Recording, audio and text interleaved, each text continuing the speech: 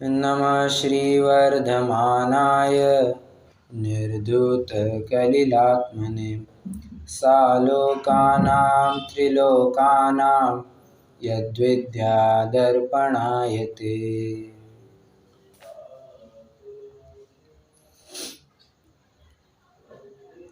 सम्यक दर्शन के 8 अंगों के प्रकरण के अंतर्गत कल हमने निकांक्षित गुण की चर्चा की।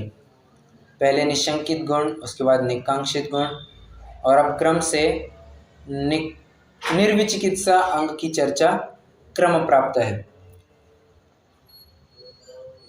क्या है निर्विचिकित्सा, उसका जीवन में एप्लीकेशन कैसे होता है, किस तरह से सम्यक दृष्टि जीव विचिकित्सा नहीं करता है, निर्विचिकित्सक बना रहता है, इस सभी बातों की चर्चा इस 13वें नंबर के श्लोक के माध्यम से की जाएगी। आइए सभी जन मिलकर के वो 13वें नंबर का श्लोक पढ़ते हैं। स्वभावतो शुचौकाये रत्नत्रय पवित्रते निर्जुगुप्सा गुणा प्रीतिर्मता निर्विचिकित्सिता। थोड़ा सा गलत हो गया मेरा, गुणा प्रीति इतना ही पढ़ना है, मैं प्रीतिर पढ़ दिया। फिर से एक बार, स्वभावतो शुचौकाये रत्नत्रय पवित्रते निर्जुगुप्सा गुणा प्रीति मता निर्विचिकित्सिता। क्या कह रहे हैं? स्वभावतो शुचौकाये मतलब शरीर स्वभाव से ही शुचिमय होता है। क्या यही अर्थ निकलेगा? नहीं, वो अवग्रह चिन्ह है बीच में, तो अवग्रह चिन्ह को हटा करके देखिए, संधि विच्छेद कीजिए और फिर पढ़िए, क्या निकलेगा? स्वभावतः अशुचौकाये। होता क्या है, जब भी विसर्ग आता है और उसका अगला अक्षर अ होता है, तो जब जोड़ देते हैं तो ओ की मात्रा और अवग्रह चिन्ह ऐसा उनकी संधि हो जाती है। विच्छेद करने पर कैसा बनेगा? स्वभावतः अशुचौकाये। इस शरीर कैसा है? स्वभाव से ही मलिन है। ठीक है, आगे रत्नत्रय पवित्रते, परंतु घबराने की बात नहीं है, ये पवित्र हो सकता है। कैसे? इस देह में जो आत्मा बना हुआ है, जो आत्मा बैठा है, वो आत्मा रत्नत्रय की प्राप्ति से शुद्ध हो सकता है। अरे आत्मा क्या, आत्मा के साथ साथ वो शरीर भी उपचार से शुद्धता को प्राप्त हो जाता है। निर्जुगुप्सा गुणा प्रीति मता निर्विचिकित्सिता। ऐसा जो निर्जुगुप्सा मतलब ग्लानि नहीं करने वाला गुण है, उसे निर्विचिकित्सा अंग कहते हैं। ठीक है, निर्विचिकित्सा की संधि विच्छेद कीजिए, निहि विचिकित्सा। संधि विच्छेद कैसी है? नि विचिकित्सा। विचिकित्सा मतलब ग्लानि करना, नाक भौं सिकोड़ना, किसी चीज को देख करके खराब हाव भाव करना, ये विचिकित्सा के अंतर्गत आता है। अब किस किस प्रकार से खराब हाव भाव हो सकते हैं? हर तरह से लगा लेना, हर तरह से, 5 नहीं 6 इंद्रियों के विषय यहाँ पर लगा लेना। जैसे एक एक करके अपन चर्चा करते हैं। स्पर्श, पहले आप चलिए, आप बताइए, फिर मैं अपनी तरफ से कुछ इनपुट्स देता हूं। स्पर्श के माध्यम से विचिकित्सा या ग्लानि कैसे उत्पन्न हो सकती है?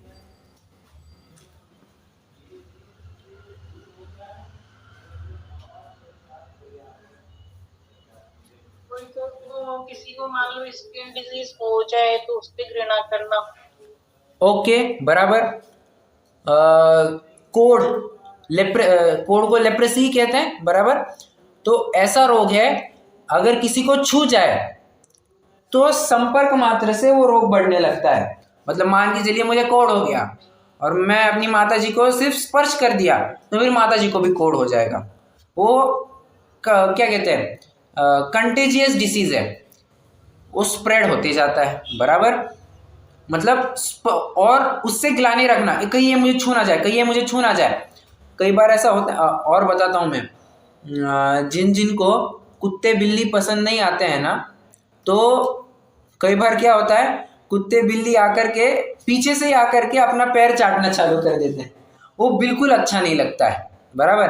अब ये थोड़ी सी ग्लानि वाली बात है, सम्यक दृष्टि इसमें भी एकदम निर्विचिकित्सक बना रहता है।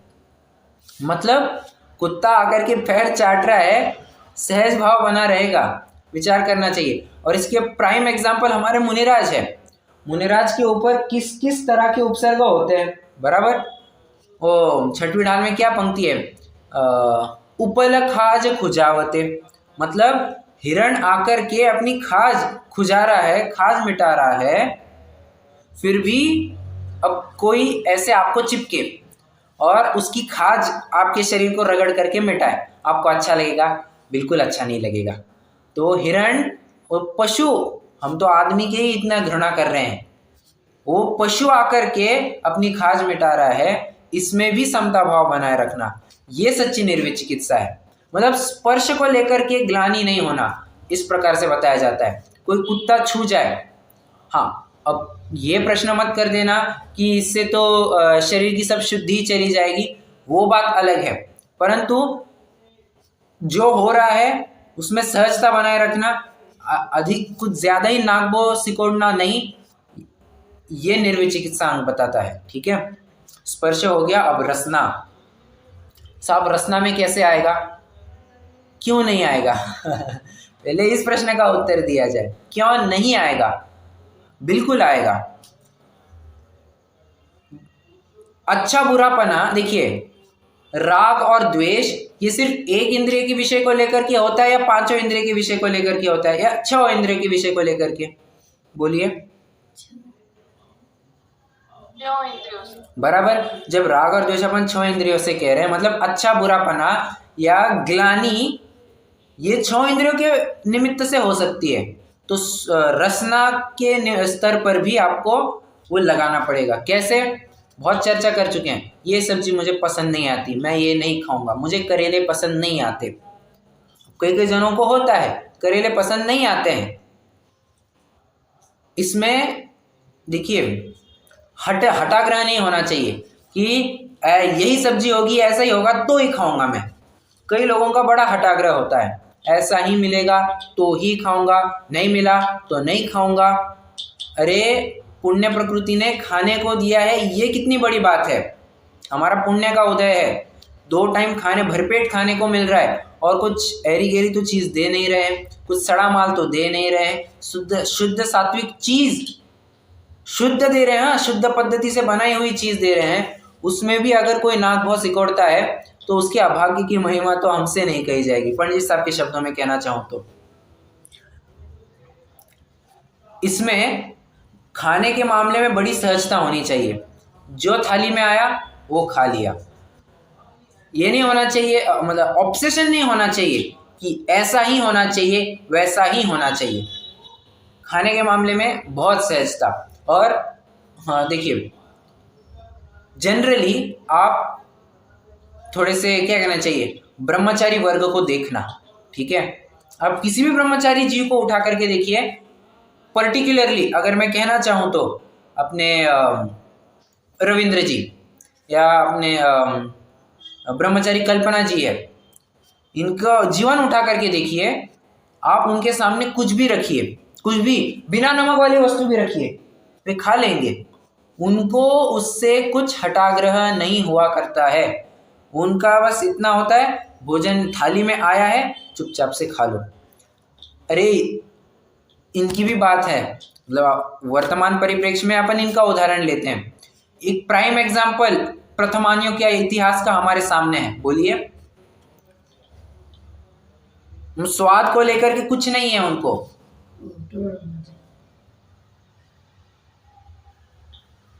बहुत फेमस। क्या क्या?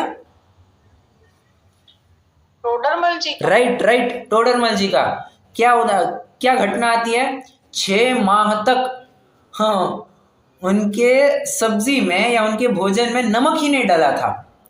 6 महीने के बाद जब उनका उपयोग थोड़ा सा, मतलब मोक्ष मार्ग प्रकाश, उस समय हो क्या रहा था, मोक्ष मार्ग प्रकाशक का चिंतन पूरा उसी का विषय चल रहा था, उसका लेखन सब उसी कार्य में निमग्न थे।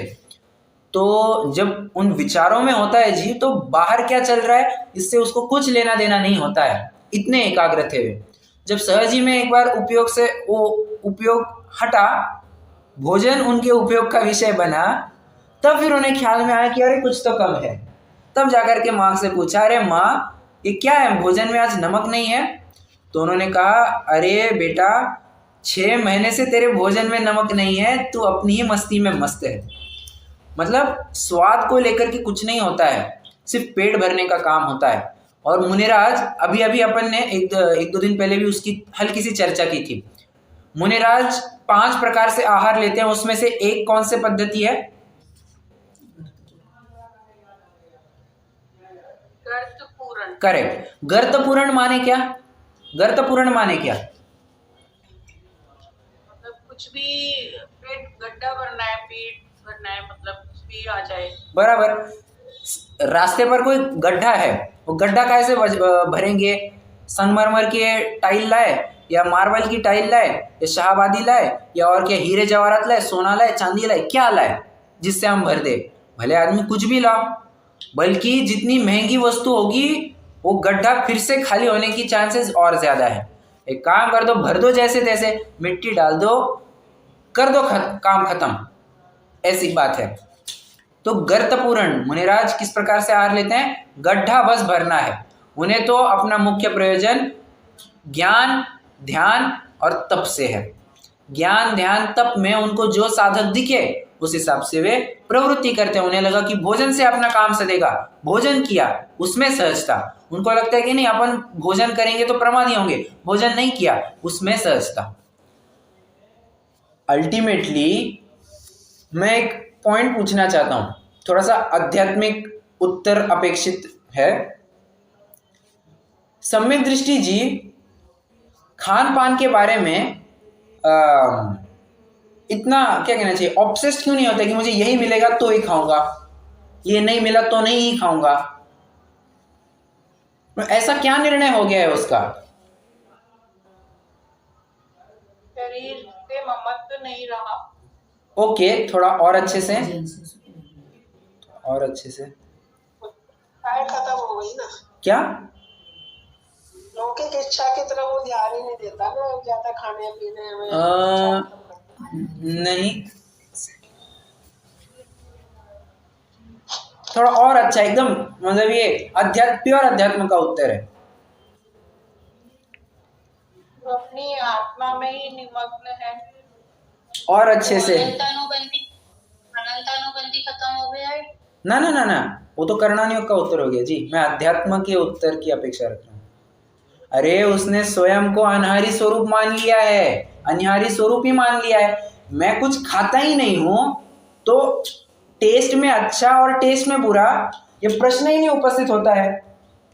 हाँ, कितने जन समझ रहे हैं? वैलिड पॉइंट है बगा, सही है, बराबर। जब स्वयं को अस्पर्श स्वभावी जान लिया, युवा मैं किसी को स्पर्श ही नहीं करता, इस देह में रह करके भी मैं इस देह से अलिप्त हूं, तो ये छुआछूत की बातें, हाँ, उसको कोई फर्क ही नहीं पड़ती है, उसमें सहजता बनी रहती है। ये सहजता का राज उसका ये है कि उसने अपनी आत्मा का, वो स्वयं को क्या मानता है, उसकी श्रद्धान क्या, उसका श्रद्धान क्या कहता है कि बाबा देखो, पर द्रव्यंते भिन्न आप में रुचि, मतलब स्वयं को स्वयं रूप मानता है, पर को पर रूप मानता है। जब उसने स्वयं की सत्ता आत्मा में मान रखी है, अब आत्मा का जैसा स्वरूप है वो हर प्रकार से उसी तरह से चिंतन करेगा, विचार करेगा, तो बाहर के कुछ सिचुएशन, सर्कमस्टांसेस उसको अडिग कर देंगे, ऐसी तो कोई बात है नहीं। उसने स्वयं को अस्पर्शी, अरूपी जान लिया है, अगंध वाला मान लो। क्या है? अरसमरूवम गंधम अवत्तम चेदना गुणमसद्दम जान लिंग गणम जीवो मणिदिठ संठाणम। हिंदी अनुवाद क्या है उसका?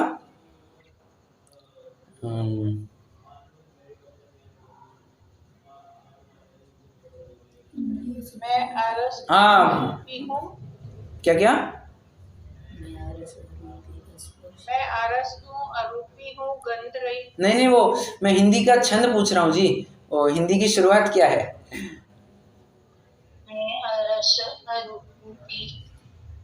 अरे वो तो मैं ज्ञानानंद स्वभावी हो गया वो। ये तो गाथा है। ठीक है, खैर जो कुछ भी है वो आप मैं ज्ञानानंद स्वभाव वाली वो लाइन ले लीजिए।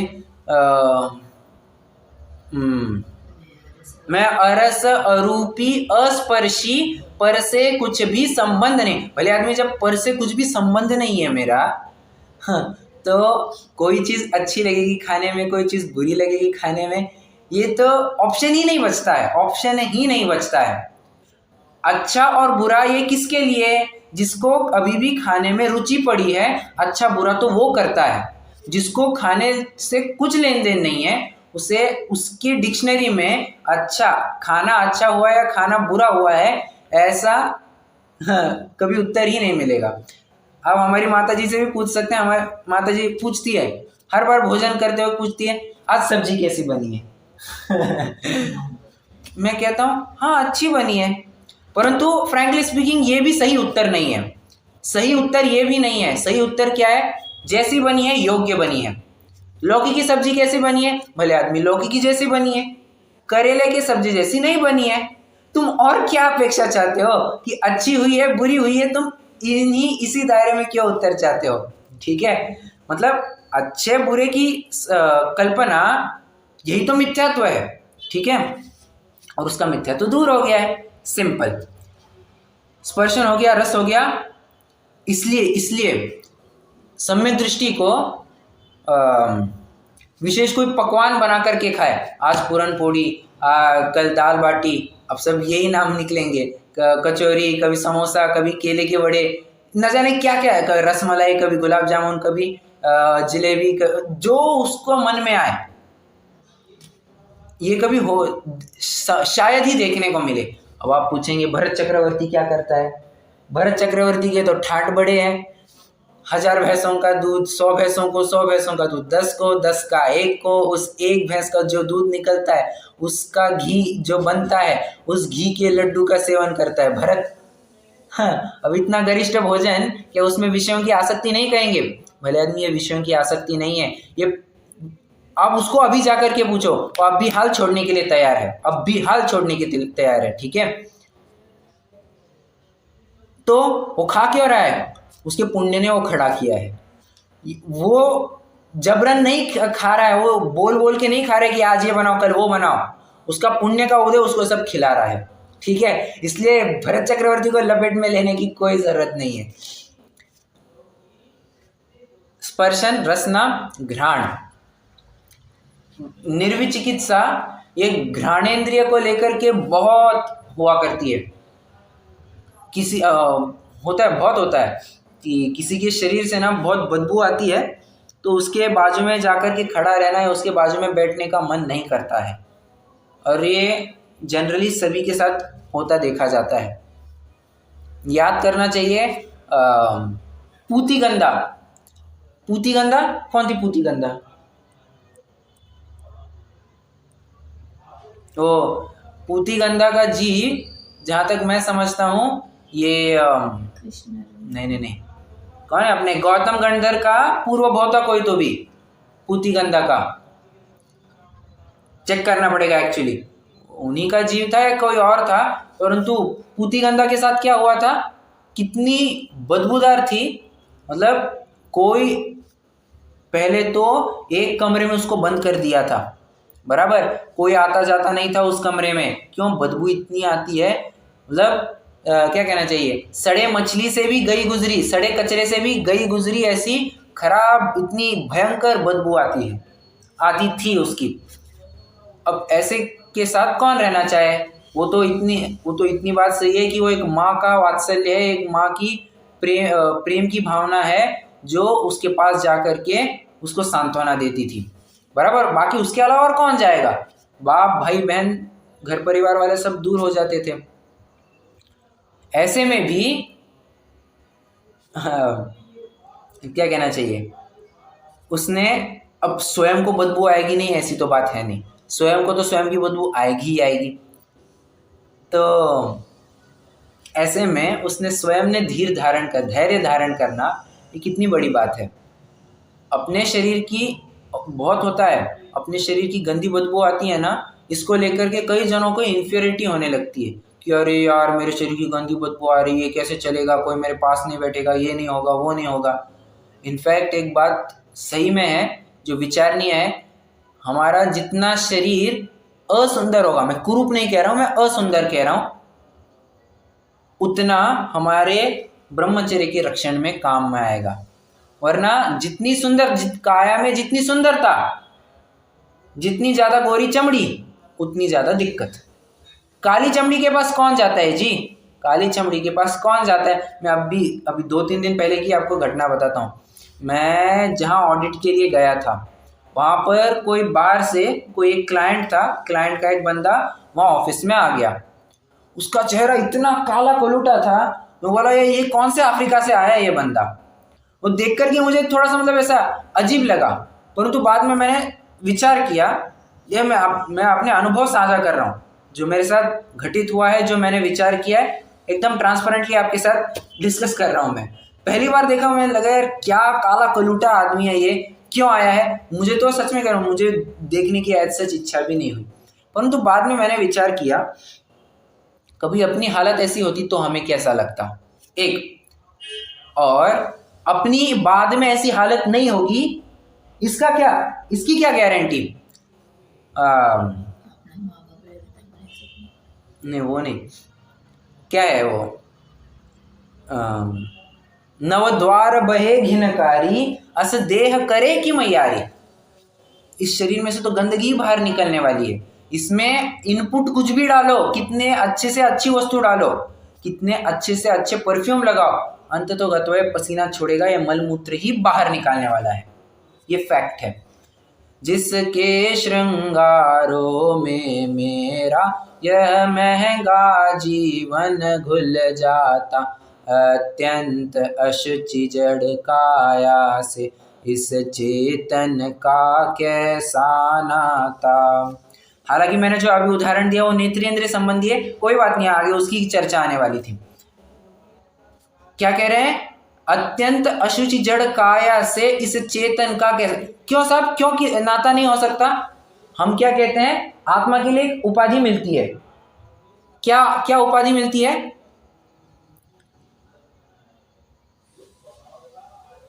शुद्ध आत्मा। अपन कहते हैं ना शुद्धात्मा, बराबर। तो शुद्ध मतलब क्या?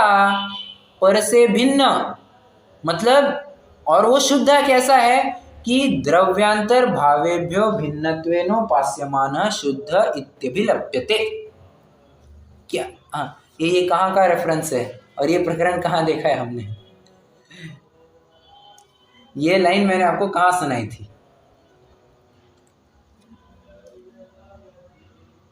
स्थान में बताया, समय सार का उदाहरण। नहीं,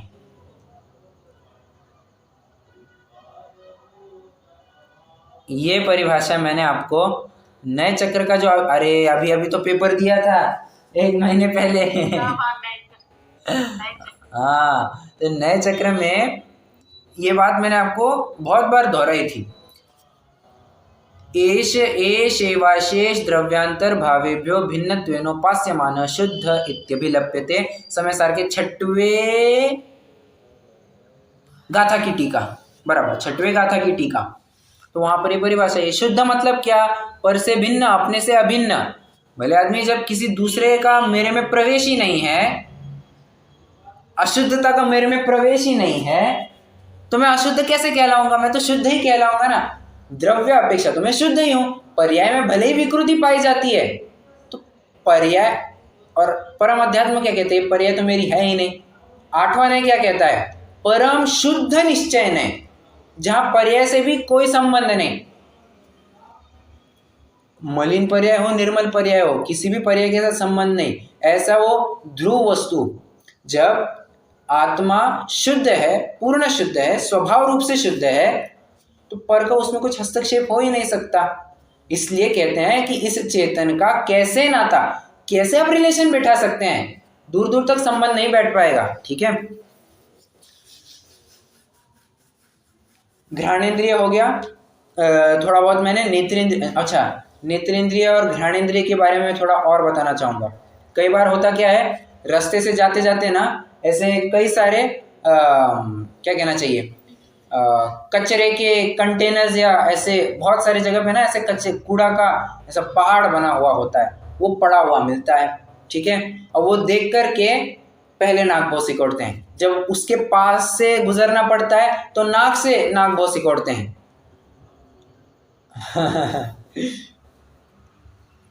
ऐसा होता है, होता है, होता है, होता है।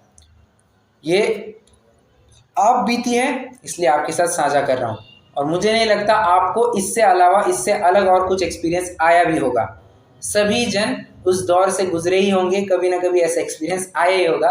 और ऐसा कभी नहीं होता कि हम नाक दबा रहे हैं, सांस दबा ली, सब कर लिया और फिर आगे चल रहे हैं, ऐसा कभी नहीं। मेरे साथ भी बहुत बार होता है, जब मुझे पता होता है ना कि हाँ आगे से ना एक ऐसे गंदी बदबू का एक पैच आने वाला है, तो होता है कभी कभी एक बहुत बड़ी एकदम धीरे से लंबी सांस ले लो और अपने क्या कहते हैं, अपने में लंग्स में रोके रखो। जब पता चल गया कि हाँ वो गंदे बदबू का पैच निकल गया है, तब धीरे धीरे सांस छोड़ो और फिर नॉर्मल रेस्पिरेशन चालू करो। ये होता है मेरे साथ कभी कभी। अब these are not science of निर्विचिकित्सा, ये इससे निर्विचिकित्सा अंग प्रकट होगा, ये कभी भी संभव नहीं है, कभी संभव नहीं है। घ्राणेंद्रिय हो गया, नेत्रेंद्रिय हो गया। अब कर्णेंद्रिय की बात करते हैं। कर्णेंद्रिय में क्या आएगा, अर्घावतारण असी प्रहारण में सदा समताधरण। कोई आकर के गाली बके, कोई आकर के तारीफ करे, सॉरी और अच्छे से कहना चाहूँ तो वो छेड़ाला की भी लाइन है ना,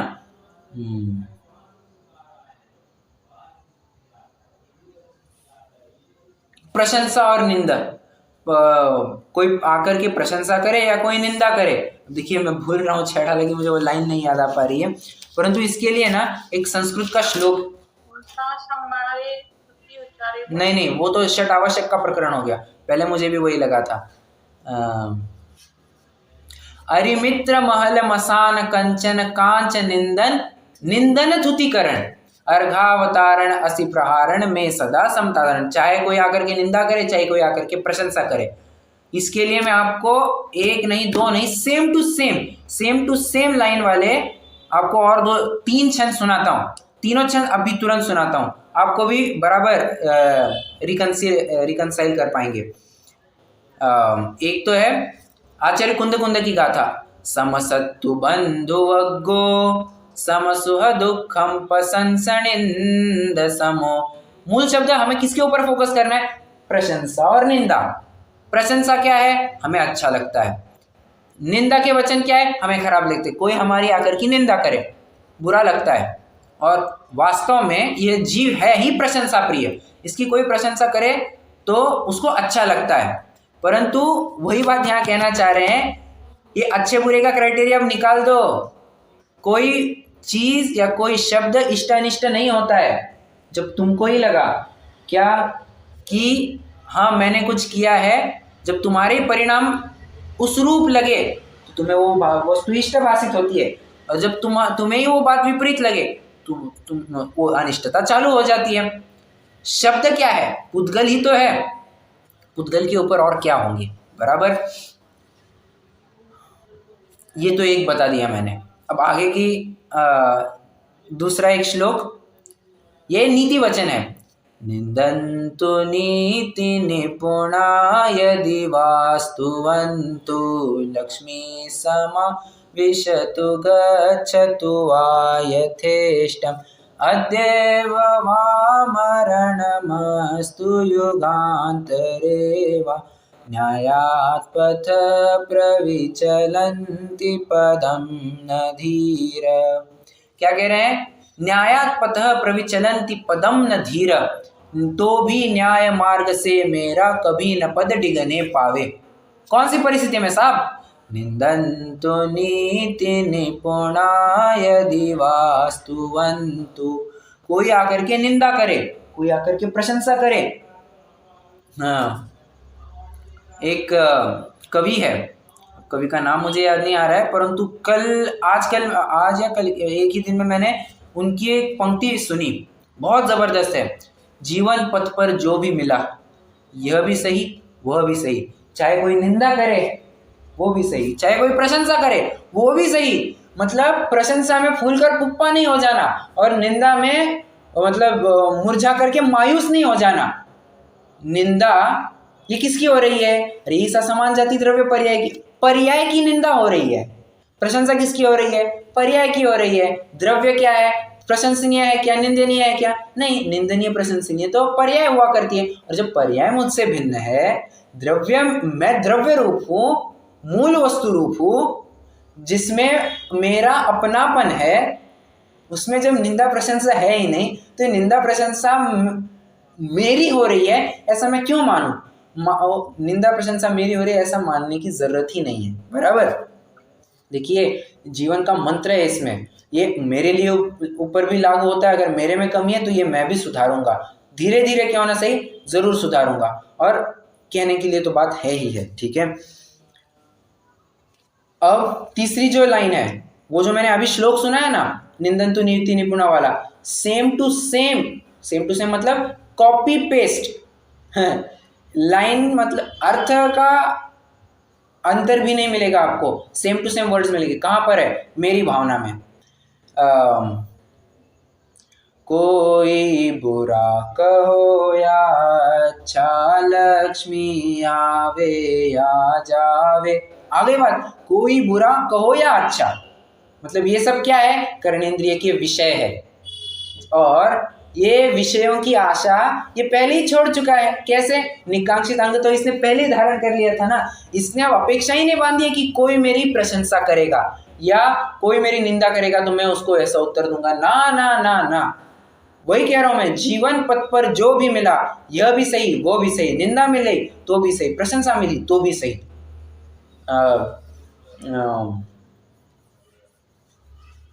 वैसे कहने को तो बहुत है, अभी पॉइंट्स ऐसे याद नहीं आ रहे हैं। तो मैंने किसको लेकर के, मैं पांचों इंद्रिय, छठवें इंद्रिय के बारे में क्या कहूँ, मुझे सच कुछ पॉइंट्स मिल नहीं रहे, परंतु पांच इंद्रिय संबंधी किस प्रकार से किसी जीव को ग्लानि बनी रह सकती है, ये मैंने आपको बताया। अब फिर बाकी तो शरीर की ग्लानि सो है ही है। शरीर कौन सा सुगंधित है, कौन सा अच्छा है? आप किसी का भी शरीर उठा करके देखिए, A to Z, कितनी भी मिस वर्ल्ड हो, मिस यूनिवर्स हो, कि मिस इंडिया हो, कितनी भी सुंदर स्त्री भी क्यों ना हो, या कितना भी सुंदर पुरुष क्यों ना हो, दोनों की टेस्टिंग करनी है ना, बस एक टेस्ट में काम हो जाएगा। इमेजिनेशन में ही करना है, कोई एक्चुअल में नहीं करना है। क्या करना? इमेजिनेशन में उनके शरीर के ऊपर की जो खाल है, उस खाल की बस क्या कहना चाहिए, 1 इंच बहुत हो जाएगा। 1 इंच भी कहने की अपेक्षा मक्खी के पंख बराबर जितना पतला, उतना लेयर पूरे शरीर से उखाड़ दीजिए, और अब देखिए वो कितना सुंदर दिखता है और कितना विद्रूप दिखता है। बेस क्या है? अल्टीमेटली बेस तो वो हड्डी है, वो खून है, वो मांस है, वो पीप है, वो मज्जा है। मटेरियल, रॉ मटेरियल तो सबका सेम ही है। क्या? मात पिता रज वीरज मिलकर बनी देह तेरी, मांस हाड़ नस लहू राध की, प्रगट व्याधि घेरी। बराबर। केसर चंदन पुष्प सुगंधित वस्तु देख सारी, देह परसते हो या पावन, निश दिन मल झारी। निश दिन मल झारी, झारी मतलब क्या होता है? झारी मतलब क्या?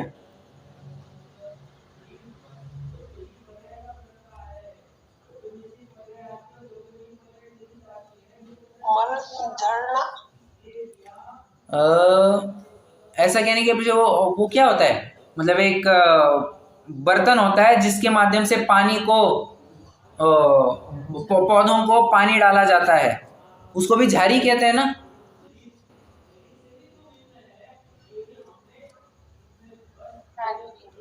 वो तलने के लिए भी जो होता है उसमें सेवइयां, सेव वगैरह कुछ भी तलो, वो भी झारी बोलते हैं उसको। ओके ओके, हाँ।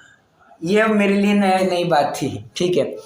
परंतु झारी, झारी मतलब क्या, जिसमें से थोड़ा सा बाहर निकलता है। ओके, अपन इतना एक कॉमन अर्थ निकाल सकते। झरना, झरना मतलब क्या, बाहर निकलना, ठीक है। झारी उसी शब्द से बना है, बाहर निकलता है। क्या बाहर निकलता है, निषेधिन मल झारी, ये ऐसी झारी जिसमें से बार बार मल और मैल ही निकलता है बाहर।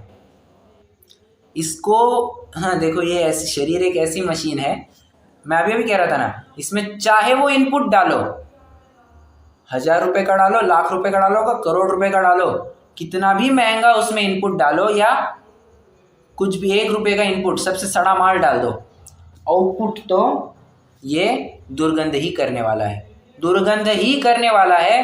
तो नव, अभी कहा ना, नव द्वार बहे घिनकारी, अस देह करे कि मैयारी, इस देह में क्या प्रीति रखना, शूराची ये त्या क्षणनो प्रसंग, उस थोड़े से समय के लिए हम स्वयं को थोड़ा सुंदर समझ लेते हैं, उसमें क्या रचना पचना, यही तो बात कह रहे हैं। स्वभाव तो शुचौ काय, स्वभाव से ही ये शरीर अशुचिमय है, संधि विच्छेद करके अशुचि शब्द निकला था, स्वभाव से ही ये अशुचिमय है। तो ये सब बातें सुनकर के ना सामने वाला शंकाकार थोड़ा सा हड़बड़ा गया। वो कहता है शरीर गंदा है, शरीर गंदा है, मतलब कुछ हो नहीं सकता, कुछ हो नहीं सकता, मतलब थोड़ा सा ना नेगेटिव टोन में चला गया। अब आचार्य की ये बराबर पद्धति रही है कि अगर कोई नेगेटिव टोन में गया है तो उसको आश्वासन दिया जाता है, भाई तू सुन, तू तो अपनी टेक चलाया जा रहा है, तो क्या सुनो, रत्नत्रय पवित्रते, भले ही ये शरीर स्वभाव से ही अशुचिमय है, परंतु इसमें जब रत्नत्रयमयी आत्मा का निवास होगा, ये शरीर अपने आप शुद्ध हो जाएगा। कैसे, अरे अरहंतों का शरीर देख लीजिए, रत्नत्रय की पूर्णता क्या है, अरहंत अवस्था, ठीक है, अरहंत अवस्था सेफली कह सकता हूं मैं, तो रत्नत्रय की पूर्णता मतलब अरहंत अवस्था कह रहा हूं। और अरहंत अवस्था में शरीर कैसा होता है, औदारिक या परम औदारिक, परम औदारिक माने क्या, जगत के जितने भी परमाणु हैं, समस्त सुंदर परमाणु आकर के, या बेस्ट क्वालिटी के परमाणु आकर के वो शरीर के बनने में जुड़े हैं। हाँ हाँ हाँ, वह विचारणीय बात है। तो उस शरीर की शुद्धता भी कैसे आई, वो आत्मा में शुद्धता प्रकट की। आवाज आ रही है मेरी? जी भैया जी। ओके, कहाँ थे अपन? हाँ, वो रत्नत्रय की पूर्णता से अब शरीर भी उनका एकदम परम पवित्र हो गया है, उसमें गंदगी का कोई अभी संबंध ही नहीं बचा है, बराबर। यही बात यहाँ पर भी कहना चाह रहे हैं, स्वभाव तो शुचौ काय, अशुचिमय है, इसलिए दीप चाम चादर मढ़ी, हाड़ पिंजरागे, भीतर या सम जगत में और नहीं घिनगे। ये इसके अंदर झांक करके देखो, परत खोल करके देखो, सिर्फ आपको फ्लैप थोड़ा सा ट्विस्ट करना है। फ्लैप ट्विस्ट करने पर क्या मिलता है, बस कि ये सप्त को धातु भरिमल मूरत, चामल पेटी सो है, अंतर देखत या सम जग में अवर पावन को है, नवमल द्वार स्रवे निशिवासर, नाम लिए घिन आवे, व्याधि उपाधि अनेक जहात, कौन सुधी सुख पावे। क्या कह रहे हैं बात, हाँ, नाम लिए घिन आवे, आप तो सिर्फ नाम लो, वहीं पर आपको गंदगी, मतलब थोड़ी सी ग्लानि महसूस होगी। अभी हाल आपके सामने थोड़ा सा खून बहने लग जाए, खराब लगता है या नहीं लगता है? कोई मांस का टुकड़ा आकर के गिर जाए, खराब लगता है या नहीं लगता है? अरे बिल्कुल लगता है ना, हो गया, निर्विचिकित्सा के लिए यू आर डिस्क्वालिफाइड। ओके, इसमें एकदम सहजता रखनी होगी। कुल मिलाकर के अगर मैं एक ही बात कहना चाहूँ तो ये जितने भी 8 अंग है, स्पेशली ये निर्विचिकित्सा अंग, ऑल अबाउट सहजता, अपना निकांक्षित अंग, सब सहजता के बारे में। निकांक्षित क्यों? सहजता के बारे में, नसीब में जितना होगा उतना आएगा, सहज। अगर होगा तो आएगा, नहीं होगा तो मेहनत करके भी नहीं आएगा। शांति से बने रहो। ओके, खींचतानी मत करो, अनहोनी को होनी करने में अपना व्यर्थ का प्रयास मत करो, ये बात बताना चाह रहे हैं। ठीक है, और एक बात कहने वाला था,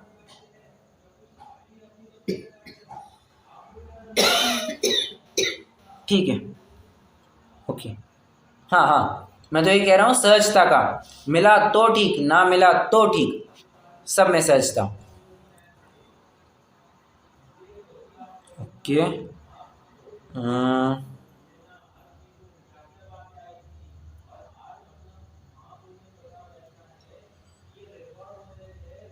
ठीक है,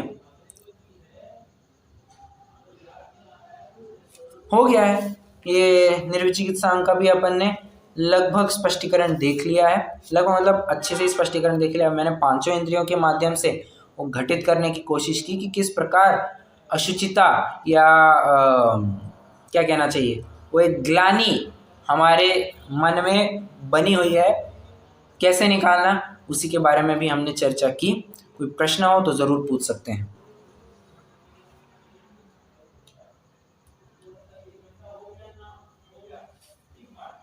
नहीं है कोई प्रश्न? चलिए फिर अपन रुक जाते हैं, अब जिन स्तुति करेंगे।